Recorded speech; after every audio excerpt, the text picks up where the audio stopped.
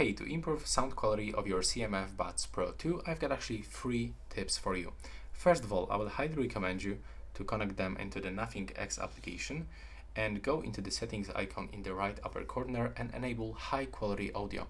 You will actually turn on the LDAC audio codec. It will actually improve the sound quality. Next, you can go into the sound equalizer and pick one of this preset, but also you can create your own. So you can set this to your own preferences, to the sound preferences.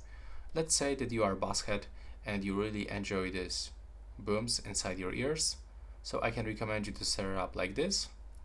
And additionally, you can also go for the ultra bass, turn it on and set, for example, level 5. And also is recommended to switch the streaming services. So as you know, the Apple Music, Tidal and YouTube Music are actually the best streaming services. If you are using Spotify, I will actually think about changing the streaming services. And also if you are using your streaming services, you can change the quality. So that's how it looks in the YouTube, for example. You will have to open the settings and then go for the audio quality and be sure that you are listening to the high audio quality.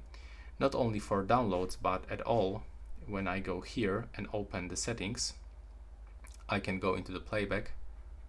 No, it wasn't here, actually general.